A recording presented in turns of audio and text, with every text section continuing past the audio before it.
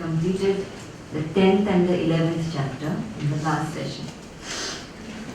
I had mentioned this before, that the Gita is broadly divided into 3 sections. Amongst those 3 sections also, which we have discussed, there are certain broad topic-wise, there is a certain flow of thought which is maintained. So we saw that from the 1st chapter to the 5th chapter, mainly the individual and his or her spiritual journey is what is spoken about. About action, about renunciation, about prayer, about various aspects of the individual. In the 6th chapter, that individual who has mastered the spiritual journey then learns about meditation. Then in the 7th, from the 7th to the 11th chapter, in various ways, God and the creation has been explained. We have seen that, 7th chapter onwards. Various glories, various expressions, how creation has happened, various analysis. Now in the 12th chapter, a completely different topic is taken up.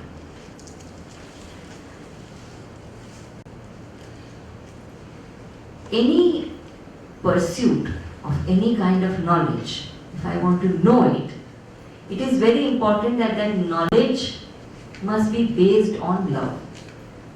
If I don't love somebody, I can't understand him.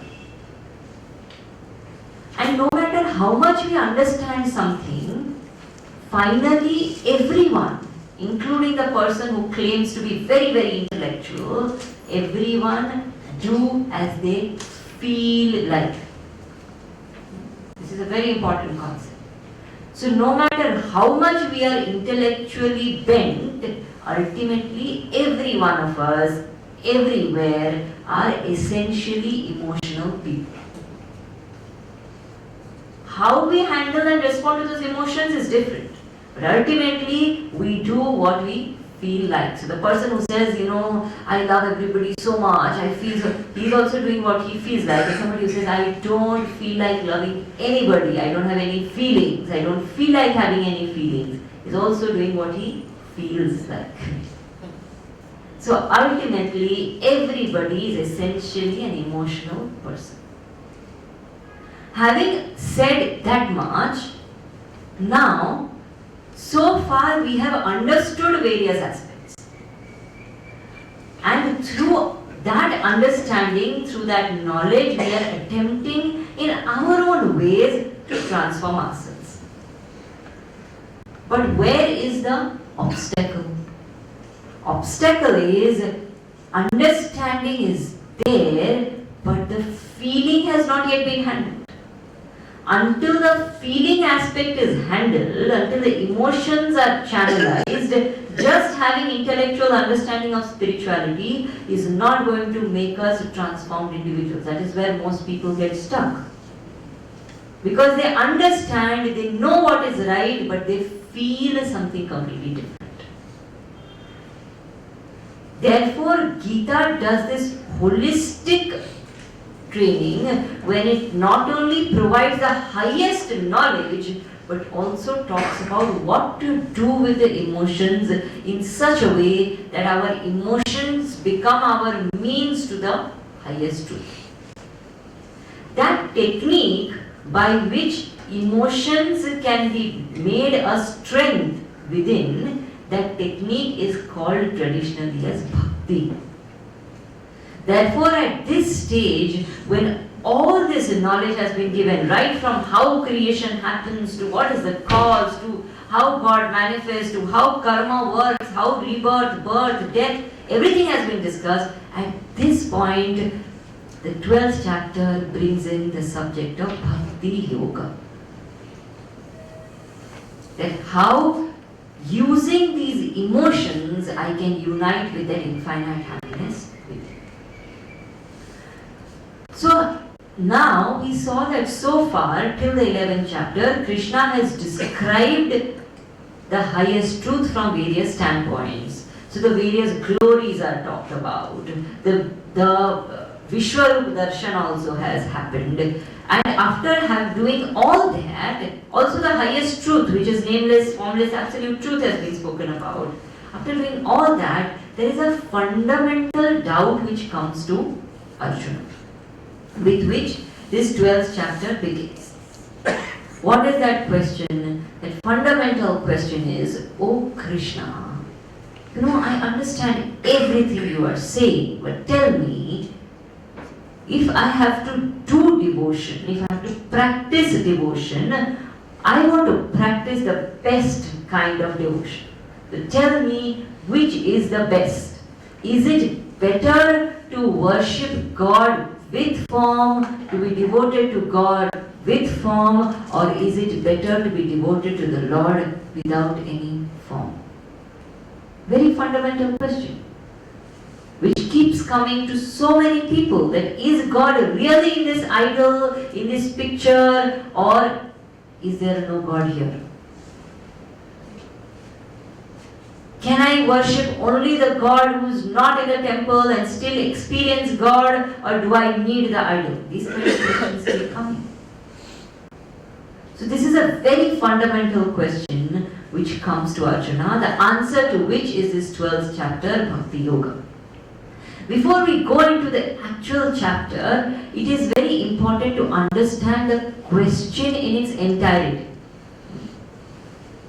And to understand the question in its entirety, it is important to understand the need of bhakti first of all.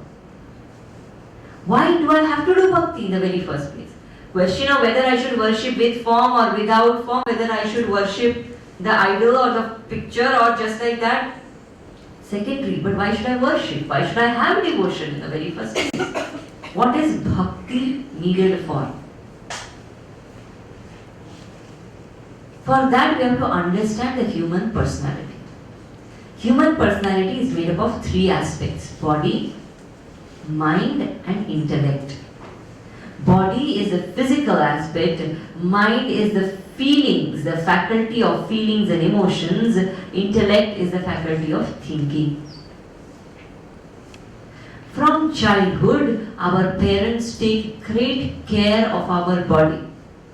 Whatever best they can afford and do is given to us. The good food, good lifestyle, good place to sleep, good clothes to wear, etc., etc.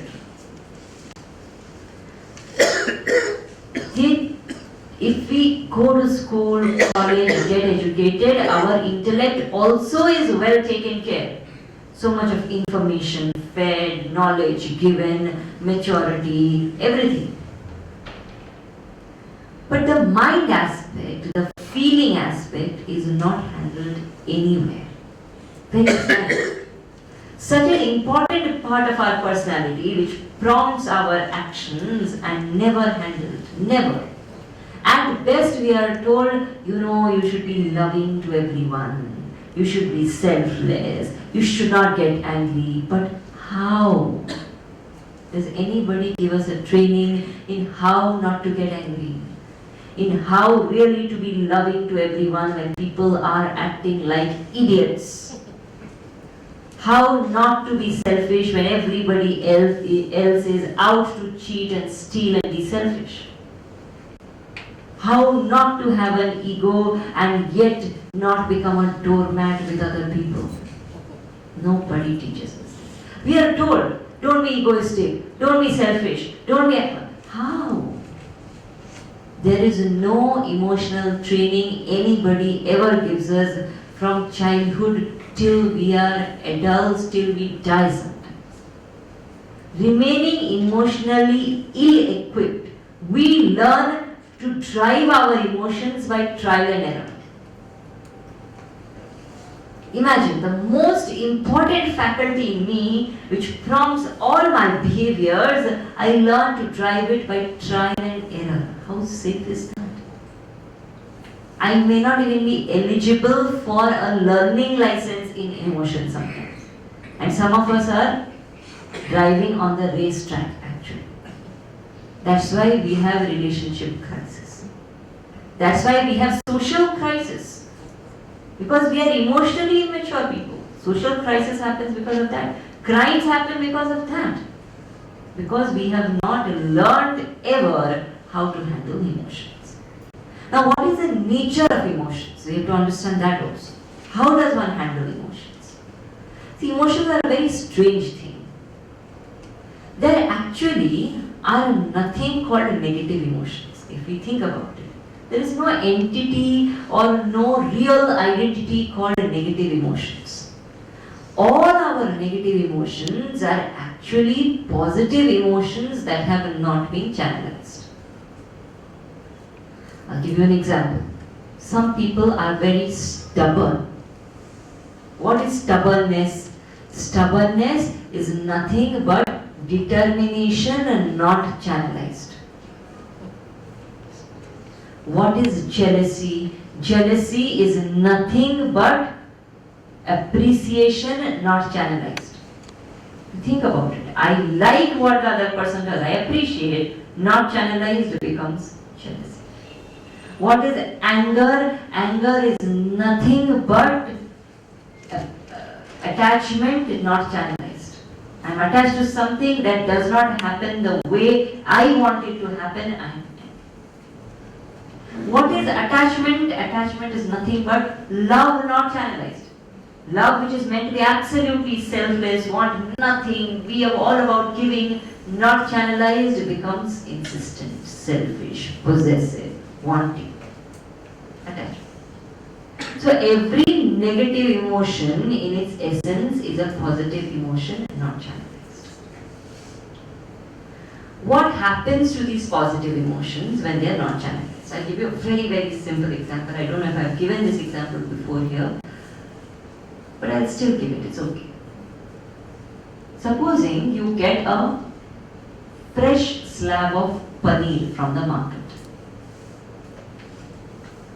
And you're very happy you got a fresh slab.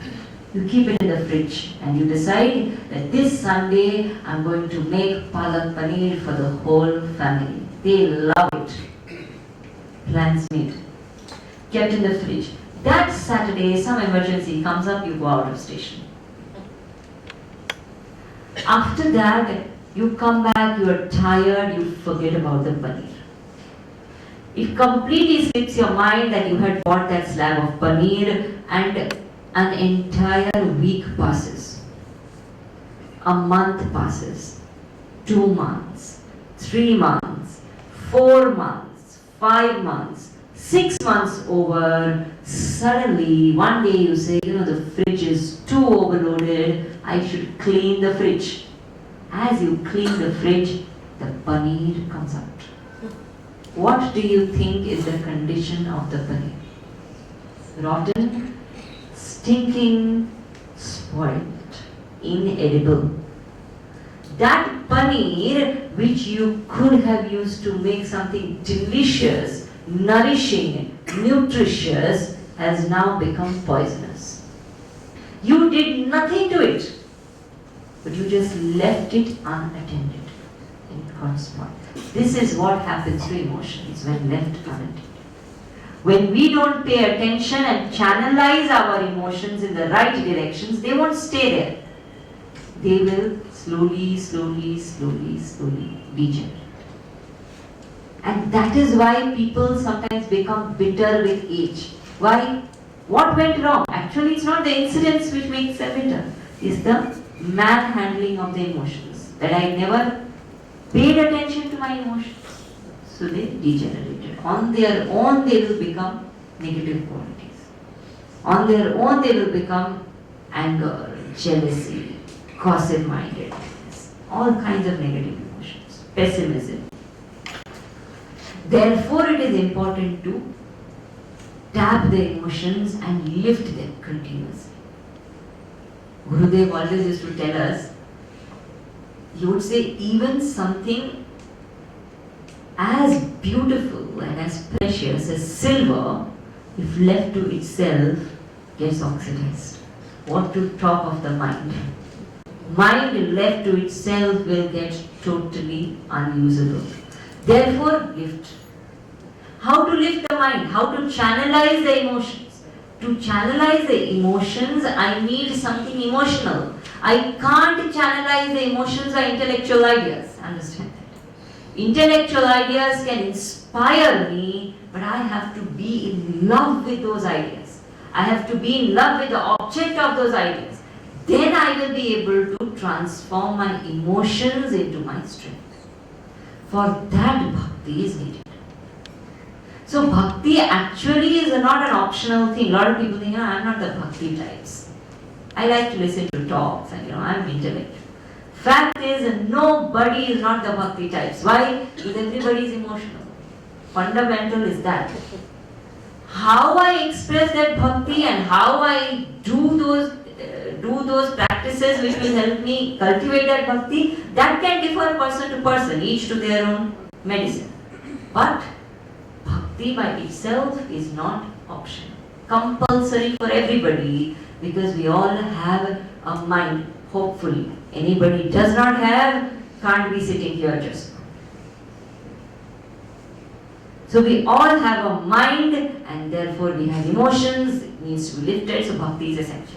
Now what type of bhakti? Should I do bhakti of that which is formless, nameless, absolute truth? Should I do bhakti of the idol, the photograph? What should I do bhakti of?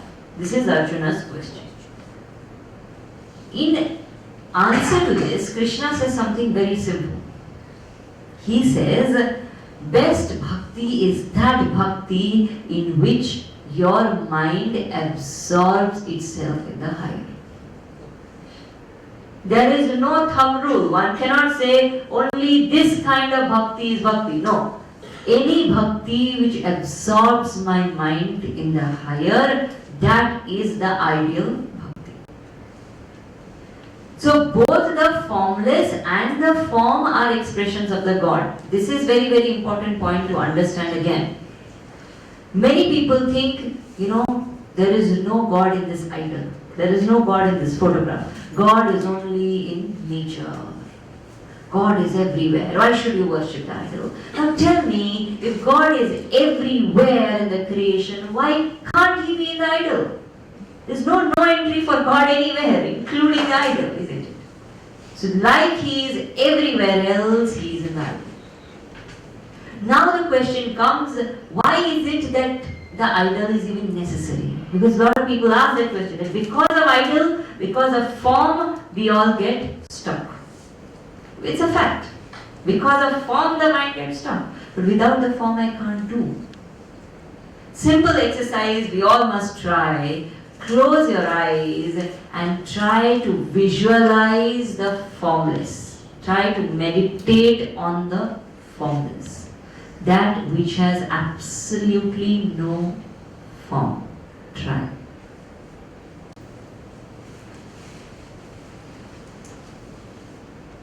Anybody wants to share what they are seeing? Formless? The idol only. Idol. Yes, idol. Idol. Comes to my mind. Anything else? Nothingness. Nothingness means what? Blank. A blank screen? White screen? Yeah. Light? Infinite light. Light? Some people said light. Some spots. Some spots? Yes. Something infinite. I don't understand. Infinite, how can you? Darkness. What does infinite look like? Tell me what you saw. I want to see what you see. Black screen, like Black screen, white screen, colors, light, anybody else? What did you see? Infinity means what? You see something. Visualizing is seeing. Yes. changing light. I saw Lord Krishna. You saw Lord Krishna. Okay, that's form. How many saw formless? We didn't see any idol. You didn't see either, but what did you see? Yeah, I saw a yellow light. Yellow light, dots, black light, white screen, black screen. All of this, for your information, is form. Human mind does not have the ability to imagine also what is formless. So when I say I have to anchor my emotions in something I can't even imagine, it is impossible.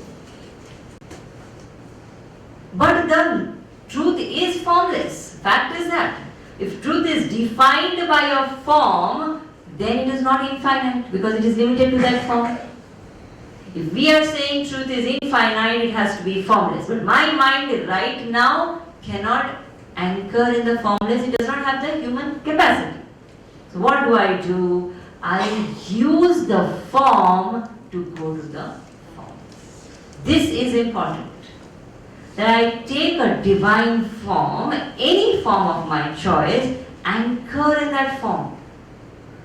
Knowing very well that this form is an expression of the formless. And slowly through devotion to that form, I make the mind quieter. I make the mind focus. I make the ego lesser and lesser and lesser with my surrender. And one time comes when in those quiet moments I realize that this form represents that infinite which I am. This is complete realization. This form represents that infinite which I am. The moment this distance between that which the form represents and me is completely bridged by complete identification, where I feel I and the Lord are one. There is no separate Lord. There is one infinite truth.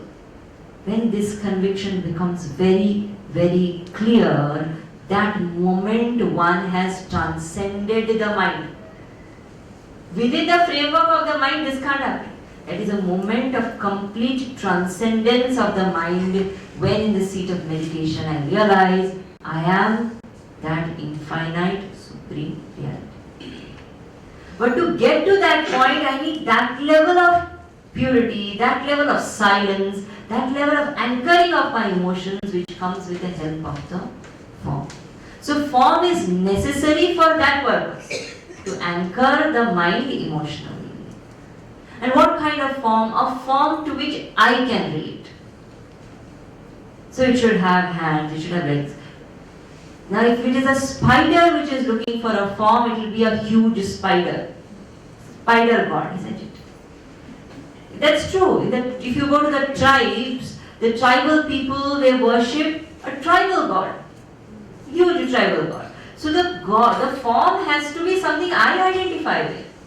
So therefore certain forms are given which I can identify with. The form of whichever god I choose. Now which form is higher and which form is real and which form is not real, there is nothing like that. Reality is one infinite formless truth. So I can choose any form. I can choose any form in the world and say this is my God. And the same impact will happen. Because it's all about loving and anchoring. But if I choose the form of a mic and say this is my God and I worship a mic, I may become single pointed, but the process will take much longer because there is no divinity my mind associates with it. If I take a prescribed divine form, there is already divinity associated. So the mind very easily relates to that. And that could be any form. There is no restriction and there is no higher or lower. So Krishna says that therefore don't think that one type of bhakti is only bhakti.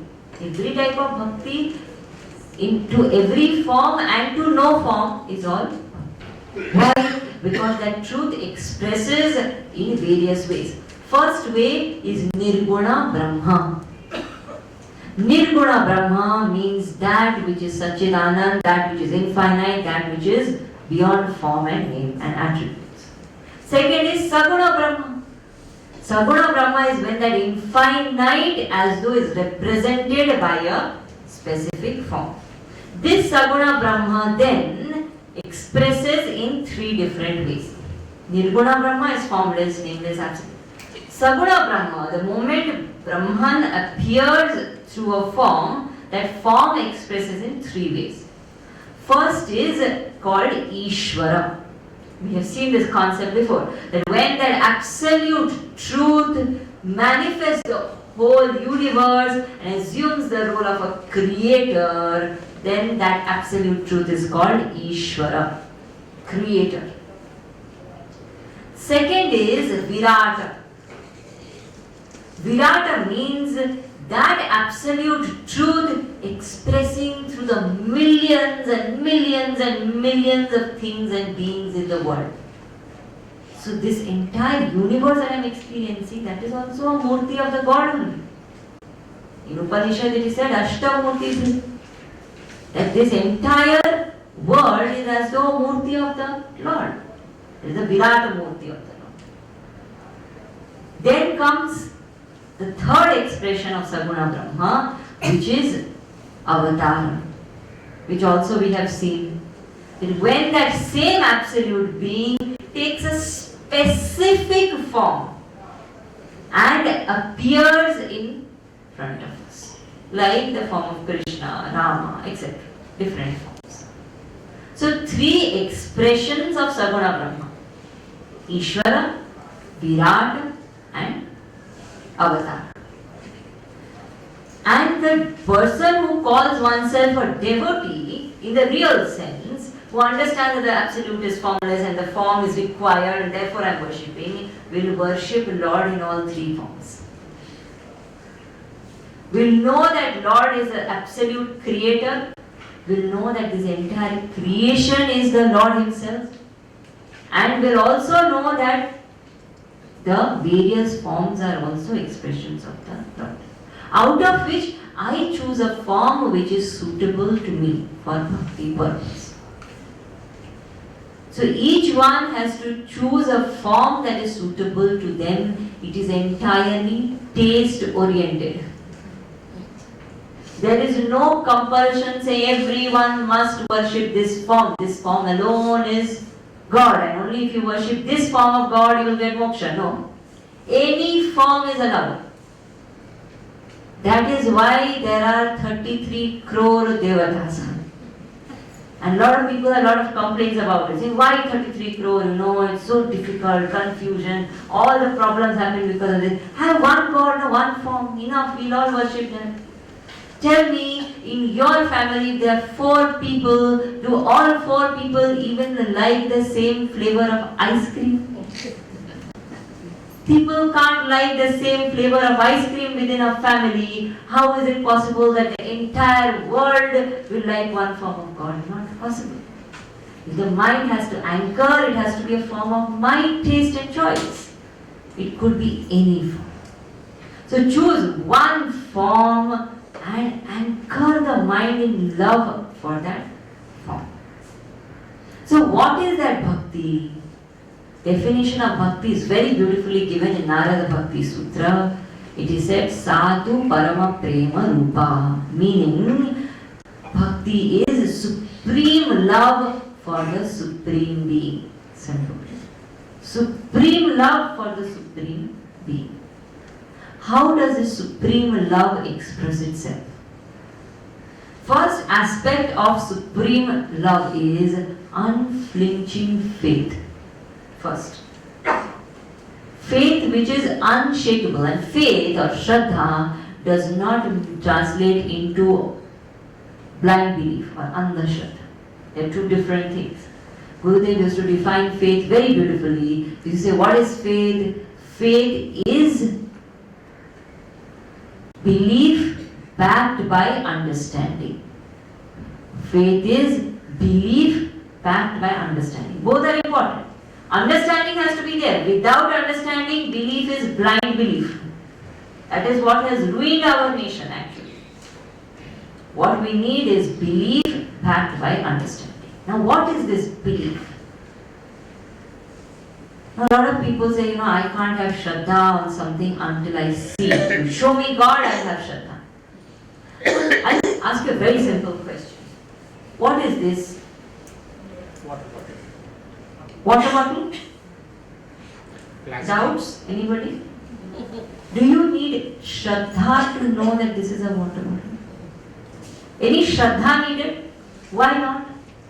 I can see it. What I can already see, I don't need shraddha in that. Shraddha is required in order to experience what I cannot see. So Gurudev always used to tell us, faith is to believe in what I cannot see so that I see what I believe in. Very powerful. Faith is to believe in what I cannot see so that I see what I believe in. So backed by knowledge of what? Knowledge of Shruti, Yukti and Anubhuti. Shruti, knowledge of scriptures. What are the scriptures saying? What are the saints and sages saying? Second, Yukti. What is logic saying? Logically what is right? And third, Anubhuti. In my own experiences when I introspect, do I really feel there is God? So based on these 3 together, the Shruti, Yukti and Anubhuti, I decide what my knowledge is and have complete shraddha in these 3. Which 3? In God, in Guru and in oneself. Very important. Shraddha in God, that God exists. First of all, that has to be established. First 6 chapters we spent in establishing that, you remember? We first said God is. Let us first understand that. Second, that how God is, that somebody is telling me that fellow is able and noble and I can trust that person. He knows. If I don't have shraddha in the Guru, progress is very difficult. So basic shraddha in God, in Guru and in oneself. If I keep on thinking, can I do, is it possible, me and God and moksha, impossible, I am going to Gita class for time pass, nothing is going to happen. Don't waste your time. It is important that I have faith, that if I am there, I am listening, I will do what is written there. I will make it in this very life.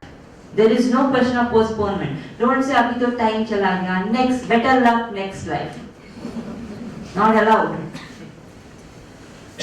if I have come here, if I have touched the Gita, if I have heard even a word of what Bhagavan has said, I will discover the truth here. No matter how much time is left.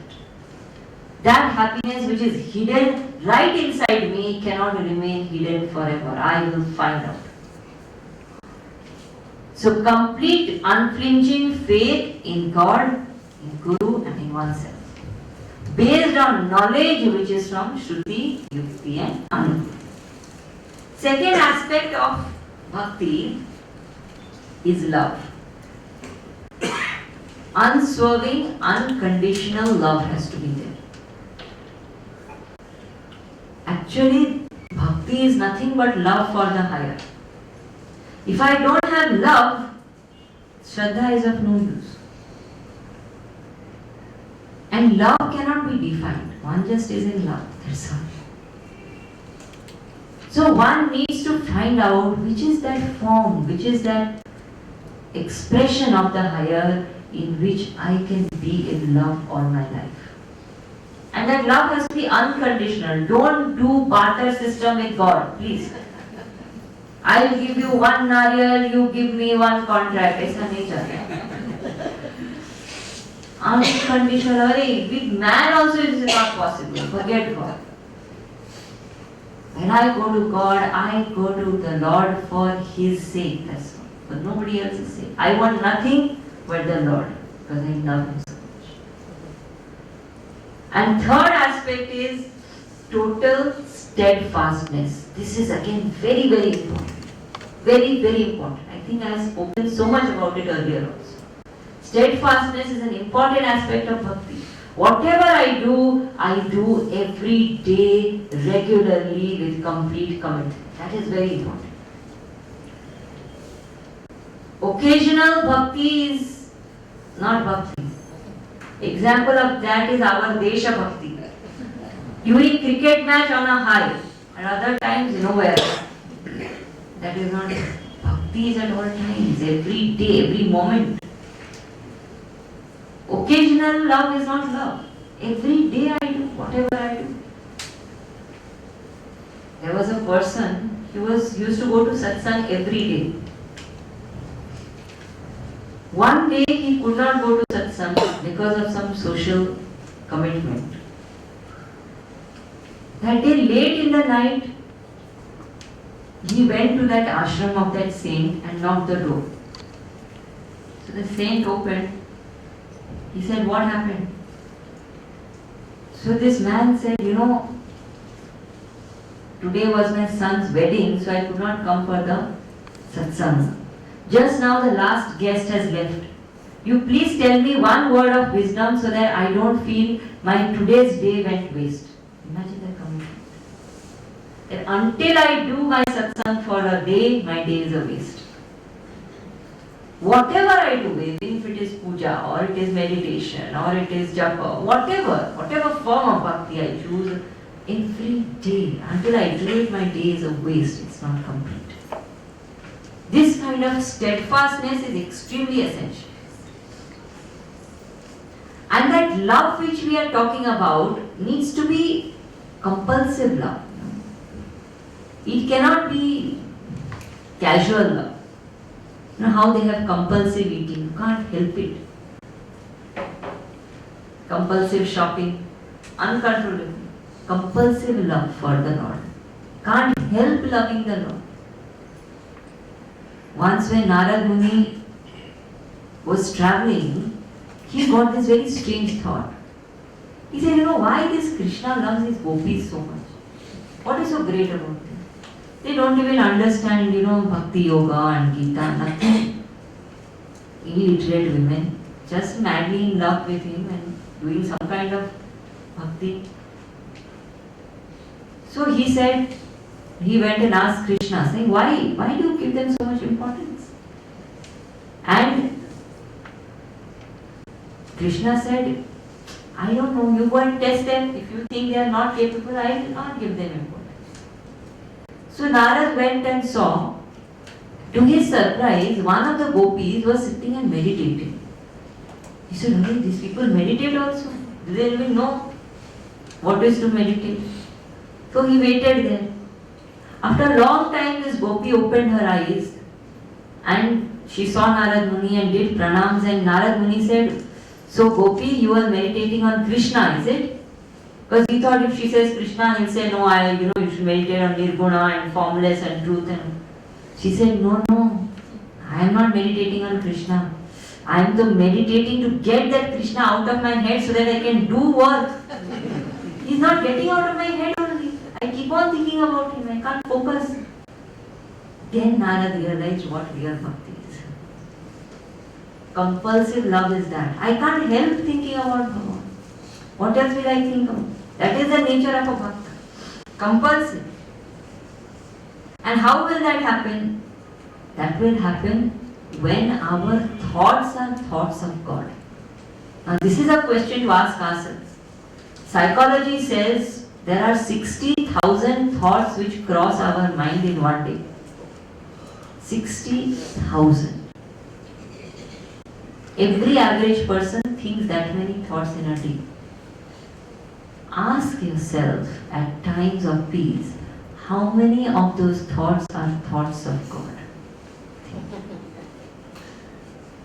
Whole day I think 60,000 thoughts, how many of them are about the Lord? When there is a continuous flow of thoughts which are moving towards the Lord, that becomes bhakti. What I think about, I fall in love with. We will experience this, we would have all experienced this when it comes to buying things. You see a dress in the shop, first time you see it, you say, "Acha hai, par acha nahi, I don't need it now." You leave from there, you keep thinking about it, it was very good. The embroidery was so attractive. I can wear it in some functions. It was expensive but not so expensive. I can buy it. I want it. You will turn towards the shop compulsively. You understand what happened? I entertain the thought, I want it. I entertain the thought of the Lord, I move towards Him compulsively. That is loving the Lord. That's why satsang is important. It makes me entertain thoughts of the Lord. Second thing is consistency and faith. When this combination is there, faith plus consistency plus love, then what results is called bhakti. Now in bhakti also there are these two kinds of bhakti, nirguna upasana and saguna upasana. And both are upasana, both are bhakti. It is not that nirguna upasana is not bhakti. How does one do nirguna upasana? Nirguna upasana happens by listening about that knowledge, about that unconditional, formless, nameless, infinite truth, reflecting on it and meditating on it, renouncing all forms. Meditation on the absolute truth which is formless, nirguna upasana, requires that I renounce the mind also entirely. Maintaining the mind, I cannot even imagine the formless. We just saw that. Dropping the mind, dropping all dependencies, dropping all forms, I only focus on the formless truth and realize it. This is nirguna upasana. In saguna upasana, none of this is done. In saguna upasana, there is no need of giving up the support. The support of the form is there. The support of the name is there. Take the name of the Lord, see the form of the Lord. And if the senses are going out, in nirguna upasana to withdraw the senses, very difficult. In nirguna upasana I have to withdraw the senses. In saguna upasana, I engage the senses in puja. So the hand touches the flowers, the nose smells the agarbatti, the eyes see the beautiful form of the Lord, I decorate the Lord. I like doing makeup, I decorate the Lord. I like dressing up, I dress up the Lord. I like eating, I feed the Lord. I like singing, I sing for the Lord. So by engaging the senses in the divine, I am anchoring them. In Nirguna Upasana, I am withdrawing the senses and therefore I am again anchoring the mind. In Nirguna Upasana, it is very difficult to conceive that formless. In Saguna Upasana, one doesn't have to struggle. Shraddha and Bhavana is enough and the form is there. In Nirguna Upasana, the only way actually is meditation. There is no other way. One has to sit quietly and experience that formless, nameless truth. In Saguna Upasana, there are many ways. One can do Smaranam, one can do Japa, one can do Puja, one can do Kirtan, one can do Seva, one can do Dhyana, there's so many ways. You do anything, anchor the mind in that form of the Lord. In Nirguna Upasana, there is only one relationship. And the relationship is with the self. There is no other relationship. So Gurudev, when he used to write his letters, always used to start the letter Priya Atman. And he will sign at the end, thy own self. Because to him nothing else existed. Self alone is. But for the Saguna Upasak, the one who is doing Saguna Upasana, there are many relationships possible. So Meera treated him as beloved. Yashoda treated him as son. Hanuman treated him as master. Shabri treated him as God. Sudama treated him as friend. Ramakrishna treated him as mother. Different people treat him differently. And he responds to everybody. So relationships are possible. Easier for the mind to anchor. So it is said by Krishna that actually both the devotions are ideal as long as the mind is absorbed.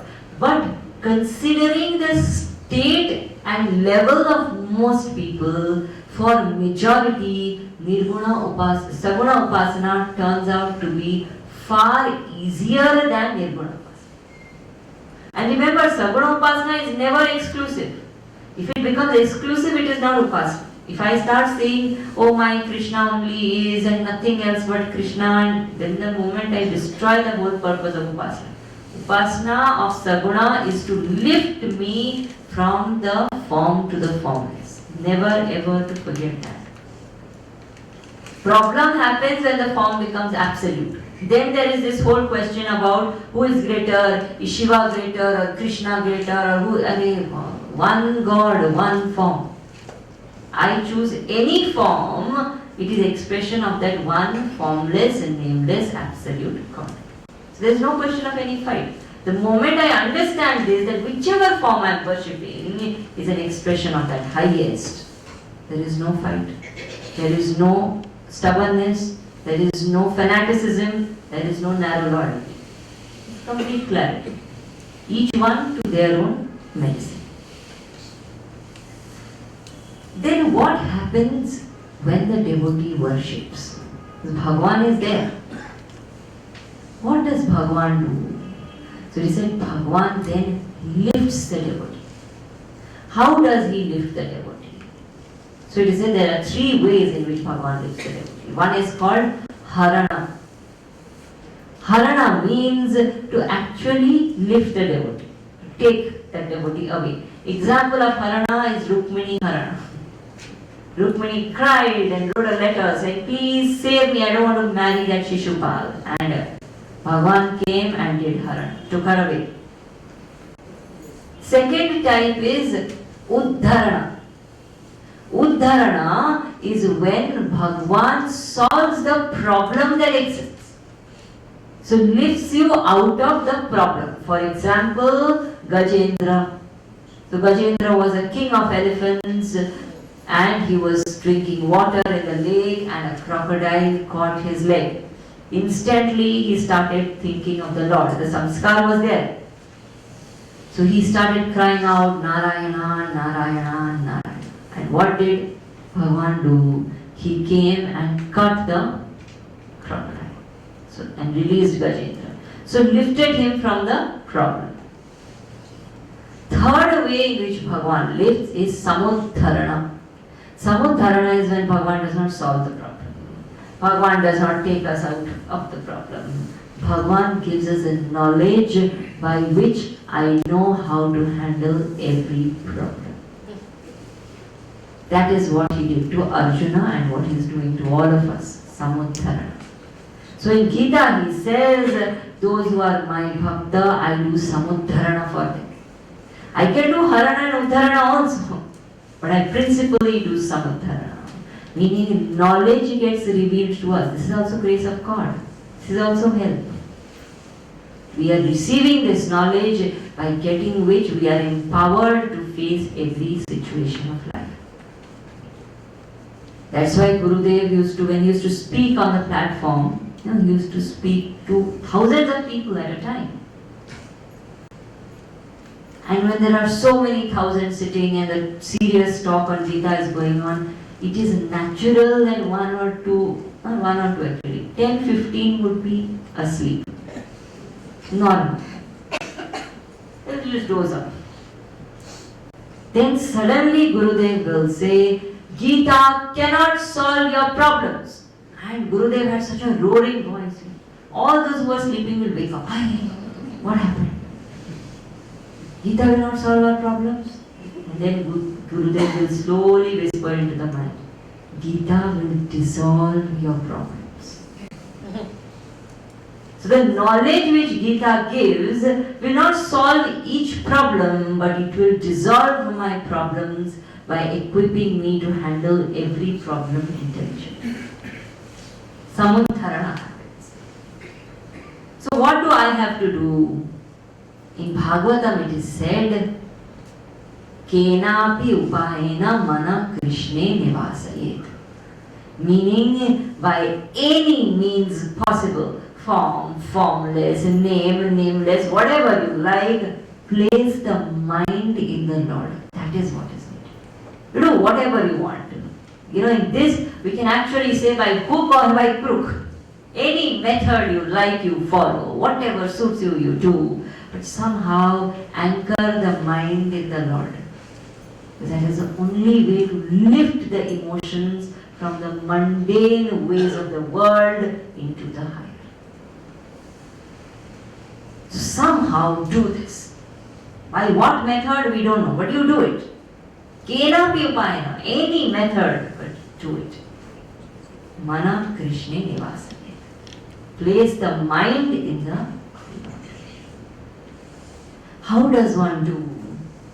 The first thing is, see, the mind constantly goes through sankalpa and vikalpa. It decides, then it changes. Then it decides, then it changes. And there are options. So one chooses an option. Then one feels some other option is good. Then one chooses that option. One goes on and on and on. So what does one do?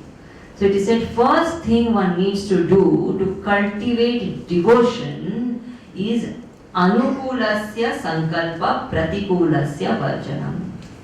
Meaning, entertain only those thoughts which are anukula, conducive to devotion. And pratikulasya varjanam is very important. Do not entertain any thought which is harmful to devotion. I may not have the bhakti of Meera just now. I may not have the bhakti of Tukaram just now. But I have some bhakti. Let me preserve it. Let me protect it. Let me cultivate it. Therefore, it is important that we as sadhaks stay away from negative thinking, from wrong thinking, from unnecessary thinking, not necessary. People are very, I was going the train once, long journey, 2 days in the train. These long journeys, people do all kinds of time passes. People don't know how to handle time. So I saw there were two groups. They slowly they became friends and all that. Says, चलो भाई कुछ debate करते हैं. क्या debate? अरे you prove God is not there, I prove God is there. As if the time pass. Why entertain such thoughts? Is it necessary? Pratikulasya varjana. Any thought which is hampering to that bhakti, why even entertain that? What great achievement I am going to have by proving that God is not there? By knowing that God is there, having Shraddha, I can live the mind. Whether he is there or not is secondary. We have already proven that, but irrespective. But by proving that he is not there, what big achievement I will do? It's unnecessary ego boosting. So therefore it is said first that sankalpa is necessary. I will not entertain only any such thing which is harmful to the bhakti. Second is to value what I do. I have to value this bhavana of bhakti. I have to know this is important to me and I will cultivate it. Then only this love and knowledge will go together. That this matters. If it does not matter to me, if it's the secondary thing, I tell you it is the greatest casualty of modern life. I am stressed, I can't go to temple. I am worried, I can't do puja. I am late, I don't have time for japa. Every time there is something wrong, which is the first sufferer? Sadhana, isn't it? Because I don't value it. It is not my priority. It has to become my priority. And third thing is that it is important to place the control also in his hand to a certain extent. There was one devotee, so Bhagavan said, you have to be very, very pure in mind for you to even have devotion. Devotion also requires purity of mind, so you should be pure. So you become pure and I will grant you devotion. So this Bhakta said, so you grant purity. If you are going to grant devotion when I have purity, you grant me the purity. You take care of that. I don't know. I am in your hands. Complete surrender to the Lord. That does not mean a person does not do any effort and becomes lazy and says, Bhagavan kar lenge. A lot of people are like that. Bhagavan provides food to the lion also, to the bird also, he will provide me also. So at 12 o'clock in the afternoon, I will just open my mouth. Rest everything he will do. No, it doesn't work. I have to work. I have to put effort. Knowing very well that he will take care. That I am in safe hands. So that sense of surrender when I look at the world from that perspective, that I am in the safest hands possible. There can never be in the life of a person who has Shraddha even an iota of stress. Not possible. There cannot be even a streak of fear. Not possible. If I say, I really have great faith in the Lord, I have complete Shraddha, but dar to lagta hai. I am lying. Being very blunt, but I am lying. Fear and faith, worry and Shraddha, stress and bhakti don't go together. If I have stress, if I have bhakti, if I have Shraddha, I will say I have nothing to worry. He will take care. This is a sign of a bhakta. Complete fearless peace. There is no threat involved in that person's life. Because the highest is there with the devotee. So Gurudev used to say, a devotee says, I plus God, nothing is impossible. So don't tell God how big your problems are. Tell all your problems how great your God is. That we don't need to tell Bhagavan that, Bhagavan, this has happened, that has happened, you please solve. He knows. He does not need advisors, and definitely not us. Surrender is when the seeker has complete faith. I am in right hands.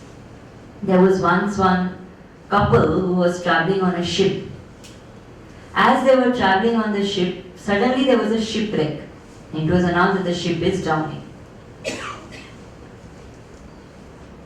So there were certain lifeboats. Immediately they brought out the lifeboats.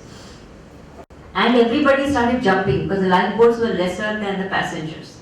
So people started jumping out of the boat, pushing each other and getting to go first so that they could all get into the lifeboat, as many as possible.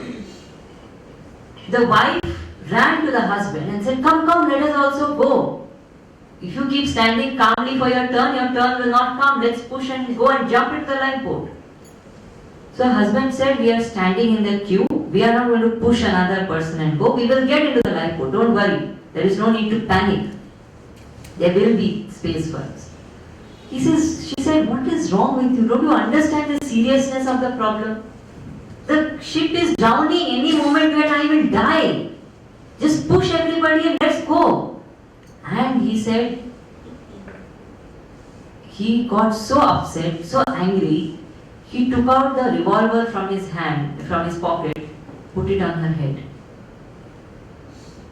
and said, "You are such an irritating woman, you don't have to wait for the ship to drown. I'll kill you now." And this lady started laughing like all of her are laughing. So this man said, "You are not scared? I'm going to kill you." She said, "No, because I know how much you love me. I know you will never kill me. I know in whose hand this gun is." And the husband laughed. He said, "Yeah, I know how much he loves me. I know he will not harm me. I know in whose hands my life is. This is bhakti. There is complete faith that he is there no matter what. And when faith is there, faith manifests also. This is not blind faith. Prahlad had faith, isn't it? Everybody around him made fun of him. Nobody believed, including his father. In fact, his bhakti itself became his greatest crime. But he had faith. Bhagavan is. And when the time came, Bhagavan came.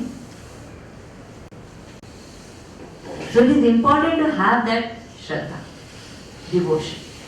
Now somebody says, this is all very, very good things for, sattvic, pure minds, but we are not like that type of people.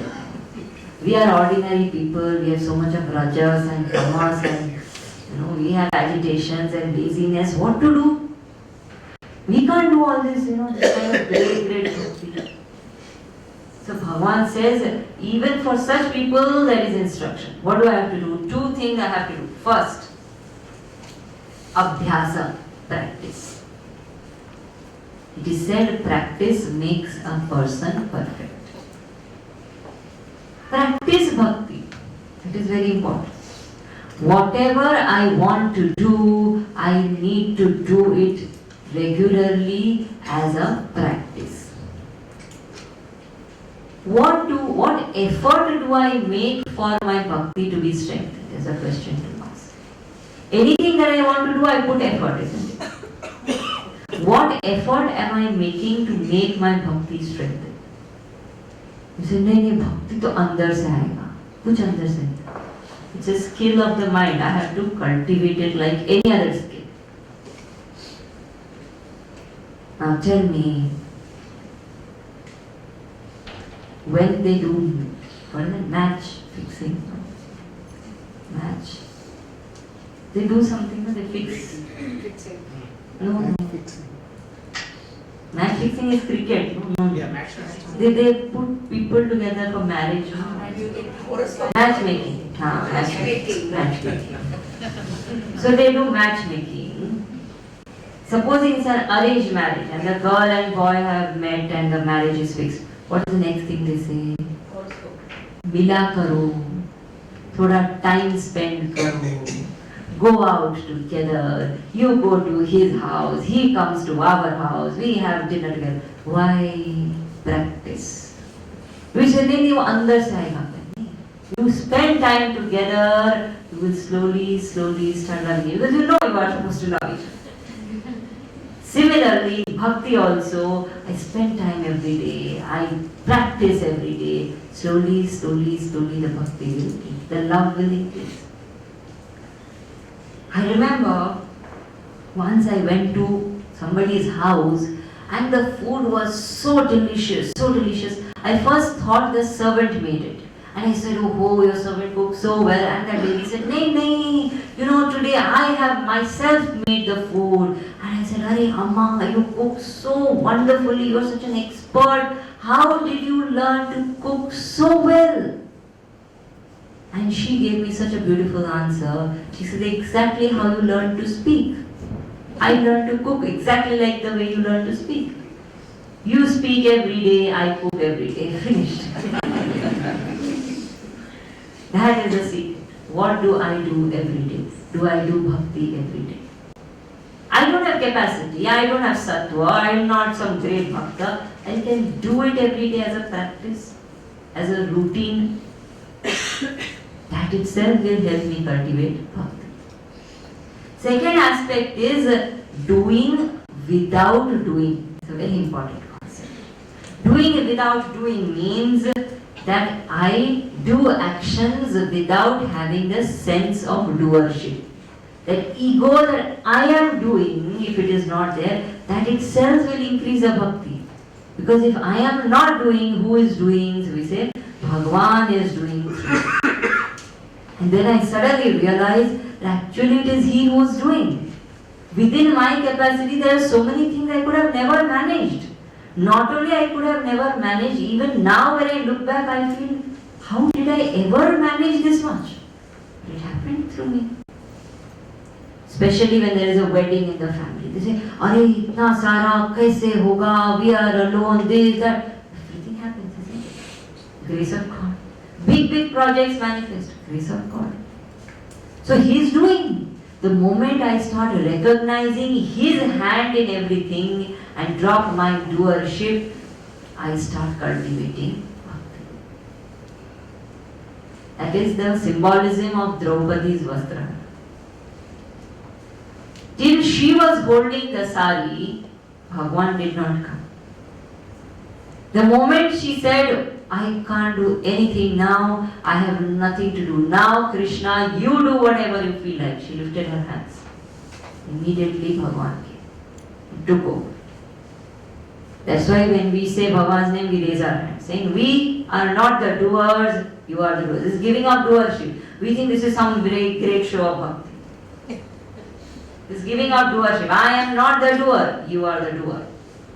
So when I say that every day, when I go to the temple, when I do the puja, every day when I raise my hands, I say, you are the doer, I am not the doer of anything.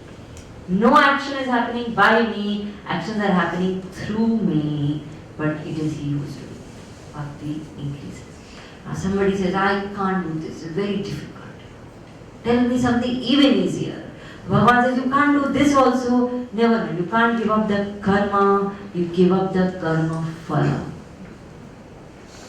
Give up enjoyership. Give up the insistence on certain kind of results. Accept whatever happens. How can I accept saying, this is Bhagavan's prasad? Bhakti will increase. There's a very beautiful story in Bhagavatam of Satrajit. Satrajit was a man in Krishna's kingdom. Dwarka he used to live. And he had a very special gem. What was the gem called? What is it called? Samantika. Samantaka. So he had that Samantaka gem, which had a very special quality. Every day it used to produce 5 kg gold. So Krishna said, what will you do with this, with personal level? What are you going to do with this? You give it to the state treasury. Because Krishna was a king. They said you give it to the state treasury, people will benefit, city will benefit. But this Satrajit was attached to that gem. So he said, I am not giving. After some time, the gem got stolen. So Satrajit blamed Krishna, saying, this Krishna, he had an eye on my gem, he stole my gem. Anyway, he was a thief from childhood, stealing. He stole my gem. Now Krishna put all his soldiers together to search for the gem because he had not stolen it. And he found the gem and brought it back and gave it to Satyajit. And take your gem, I didn't steal it. So now Satyajit was very ashamed. He said, what did I do? Krishna had not stolen it also and I blamed him unnecessarily. So he felt very guilty and he went to Krishna and he said, you take the gem, it's okay. Take it. Krishna said, no, because you are still attached to the gem. I will not take the gem. But you do something, since you want to offer as your gratitude, every day the gold which comes out of it, that you give to the state treasury. This is symbolical of karma and karma phala. Sometimes we are attached to the karma. I cannot give up the doership, give up the result which you get from the action. Give it to the Lord, offer it. The moment I offer the result of my actions to the Lord, automatically the bhakti in the heart increases. Now comes what is the right way to do bhakti. Because there are different methods and then they say, if you do like this only, ye Bhagwan ko ye phul chadayega, tabhi hoga wo. So what is the right way and how to do it? So he said, first way is you just do whatever you can. Mechanically also you do, doesn't matter. Even if you don't understand anything, just do it. It's okay. Second is you do it with some understanding. Doing it with some understanding is better than doing it mechanically. Doing it mechanically is better than doing nothing. But doing it with some understanding is better than doing it mechanically. So that is the second level. Third level is doing it not only with some understanding, but doing it along with efficiency. So I know I'm doing it for the Lord, I do it the best possible. Third level. Fourth level is that one does what one is doing not only efficiently, but without any fear, without any anxiety. Worshipping the Lord with fear and anxiety is not worship. Otherwise people get so anxious, one puja they have to do, kuch gadbad na ho jaye, oh, what if something goes wrong? And one person they told me, I never do only anything. Why? Because what if something goes wrong, better not to get into it. A lot of people say that. What if something goes wrong? What will happen? Nothing can really go wrong. Gurudev always used to say, when you play in the laps of the Lord, even if you fall, you will only fall in His lap. There is nowhere else to fall. So, without fear, when the devotee exercises devotion, filled with love, then that is considered the highest expression of devotion, bhakti. Then it is that Bhagavan says, person who is thus devoted is called a bhakta. And bhaktas are very dear to me. What are the qualities of a bhakta? Is that a bhakta is, first of all, does not have any kind of hatred for anyone. Why? Virata. When I really love Bhagavan and Bhagavan, I understand the way he is, will I hate anyone in the world? Even my enemy I can't hate. Why? Because there is Bhagavan in everyone. Everything, every creature, I can't harm any creature. Because everything is Bhagavan. So first of all, there is no hatred.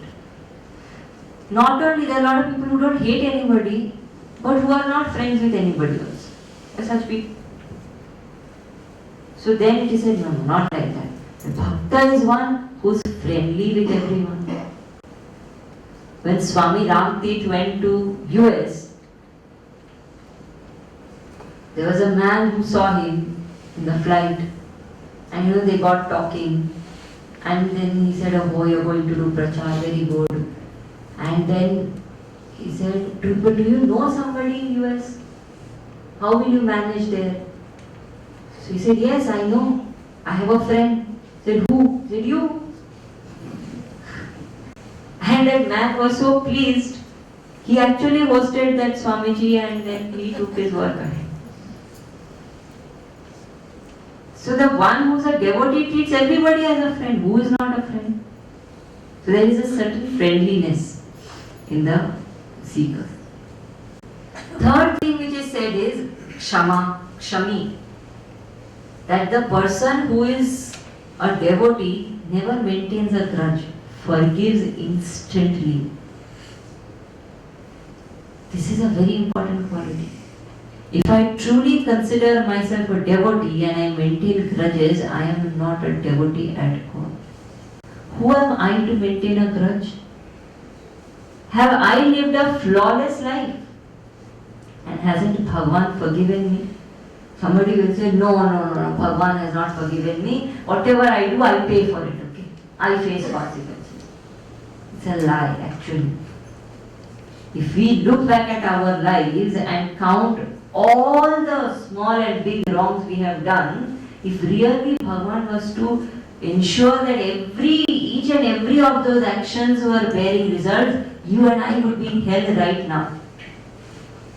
Fact that we are able to sit peacefully also is a proof that so many of our mistakes just get overlooked. He doesn't even pay attention. How much forgiveness we have received. Who are we to judge anybody? Forgive instant. And the worst part is, if I don't forgive, the other person does not necessarily suffer. If I don't forgive, I am the one who suffers. It is said, holding on to grudges is like holding on to burning coal to throw it at somebody else. Whether the other person gets it or not, I will definitely burn mine. So therefore it is said, forgive. Mind of a seeker has to be free to love. Where is the space in the mind to hold grudges? There is no space. It's filled with His love. So it is said he should be forgiving. Fourth is very difficult. Fourth qualification is he should be unagitated and unagitating. Very difficult. Whatever happens in the world, the person must be unagitated. That is one thing. It will remain undisturbed. But also be unagitating. Should not cause disturbance to others also. Unnecessarily, anything which disturbs anybody, do not bother. Don't do that. Why disturb somebody?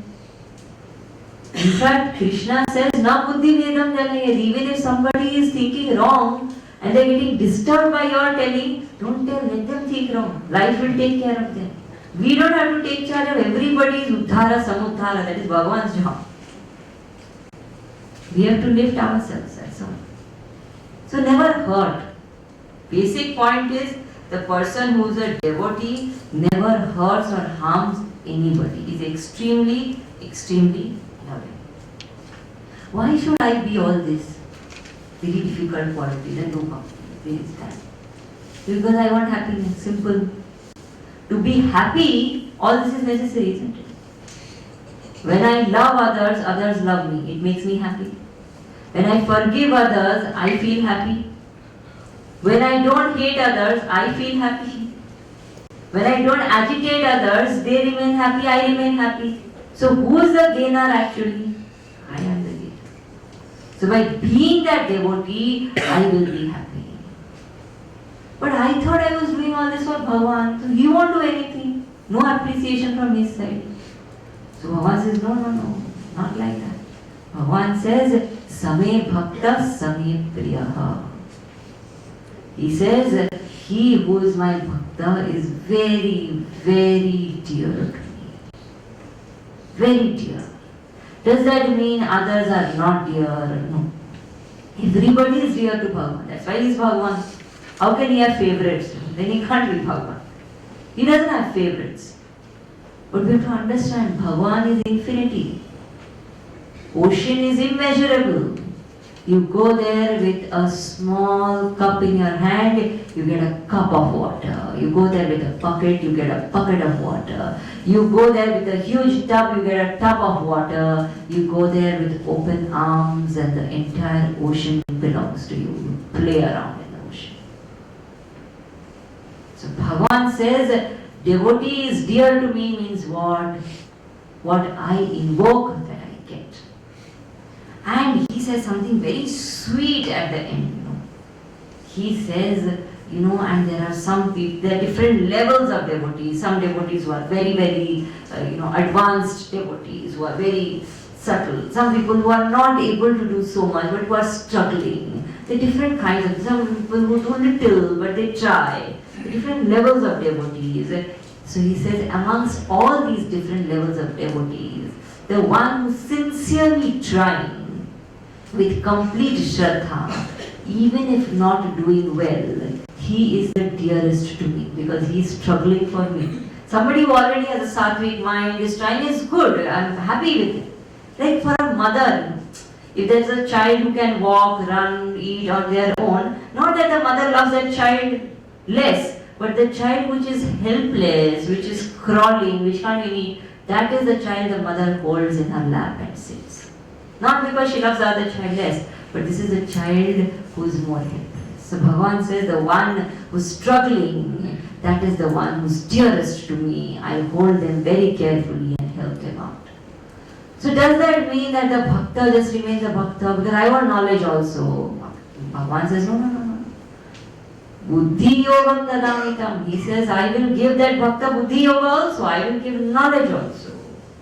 But love and knowledge have to go together. And how will they go together? They will go together with Shraddha. And Shraddha begins by choosing a form and placing the entire faith in the form that this is the Lord. Difficulty with us is we worship the Lord but we treat it as an idol. That is the problem. Worshipping the Lord but treating it as an idol does not complete Shraddha. When I treat the idol, I have to treat it like the Lord. There was one devotee, he used to go to a Ganesh temple. Not Ganesh temple, it was a temple, South Indian temple with various deities. Ganesha, Shiva, different. But he was a Ganesh Bhakta, so he used to go every day for many, many years and worship Ganesha, offer flowers, offer agarbatti, this, that, everything. Many years went by and suddenly one day he got very angry. He said, what is this? This Ganpati is not doing anything for me. So long I am worshipping, no benefit I have got. I don't want to worship Ganpati anymore. I will worship his father. So he shifted. So then he started worshipping Shiva. And he was so angry with Ganpati, he noticed that this when he lit the agarbatti in front of Shiva, that agarbatti smoke little bit was going into Ganpati's trunk. So he actually took balls of cotton, and he stuffed it into the trunk. So that Ganpati does not get the smell. And Ganpati appeared instantly and said, son, I am very pleased with you, ask whatever you want. This man said, are you crazy? All these years I was worshipping you, you never came.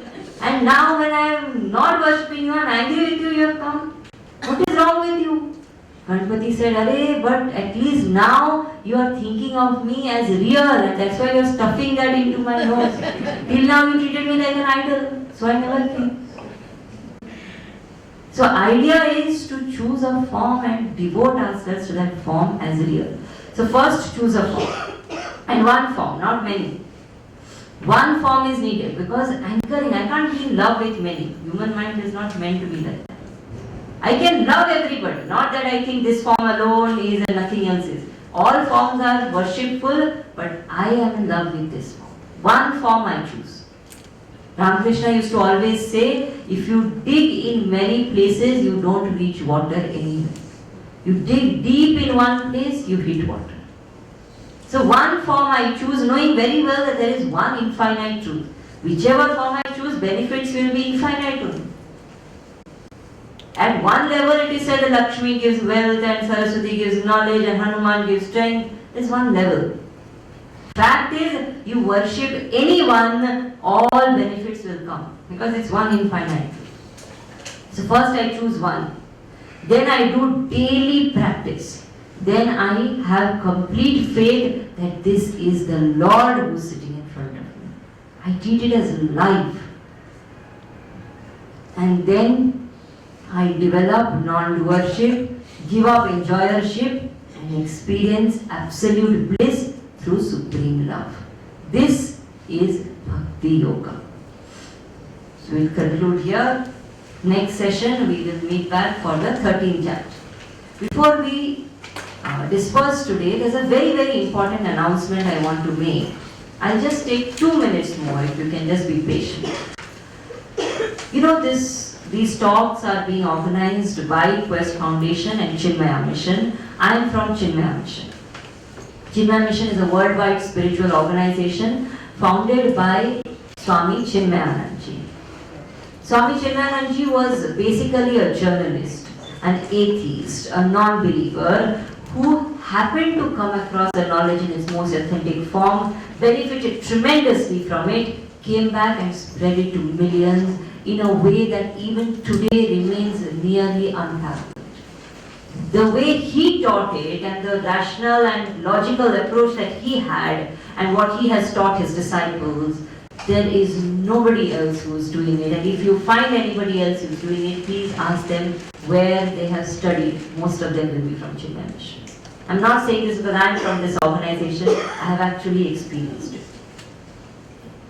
And he lived a legendary life of sacrifice, of service, of dedication and devotion. And since all of us are listening to these talks based on the Gita, which he has interpreted, the way he has interpreted, it is very important at this stage that in our sadhana, we understand who he was, what he did, how he lived, what his thinking was. Then the tuning with the knowledge will be much greater when we know the source, isn't it?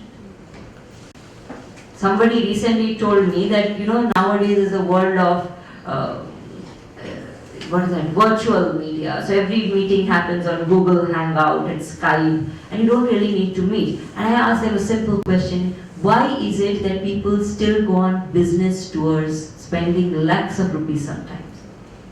And the person said, because they need a face to the voice. Now the voice you are hearing for last so many months, now you need a face. You need to understand the person and the vision which has gone behind this entire teaching. And this year happens to be the centenary year of Swami Chinmayananda's birth, 100 years of his birth. There are various things that we are doing. Amongst them is a very, very wonderful movie which Chinmaya Mission has produced. It is called On a Quest. It is a movie based on the life of Swami Chinmayanandji, but although it is called a biopic, it is not just a biopic, it is a spiritual education in itself. You watch the movie, you will know that a person feels so inspired, so convinced at the end of the movie. And I have personally organized several shows, and I have seen even the most non-believer, atheist, unconvinced person who came for the movie went out with tears in his eyes. I have seen this happen. I'm not exaggerating. So first of all, we have the tickets here right now. Please pick up the tickets. The shows get houseful within 2 days. And we are already on the second day today. So please book your tickets. Sunita is here with the tickets today. You watch it yourself. And second is, don't watch it alone. We are benefiting so much. It's a good idea to introduce somebody else. Somebody who doesn't know anything about it. Not everybody likes to come to listen to Gita. Not everybody likes to attend satsangs. But everybody loves movies, especially in Mumbai. We all are movie buffs. Tell them, let's go for a different movie. It's a matter of 2 hours.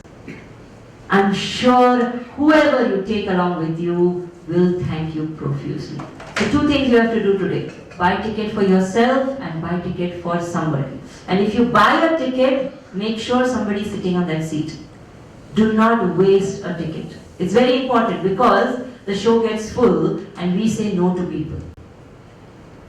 We don't want to say no to somebody and leave a seat empty. So make sure you buy a ticket, fill the seat, watch the show, and please come back after you have watched the show on 12th April. The show is on 12th of April. After you have watched the show, you come back for the next talk. You will know how different Gita sounds after having watched the movie.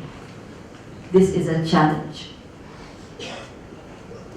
Om Purnamada Purnamidam Purnat Purnamudachyate Purnasya पूर्णमेवावशिष्यते ॐ शान्ति शान्ति शान्तिः हरि ओम श्री गुरुभ्यो नमः हरि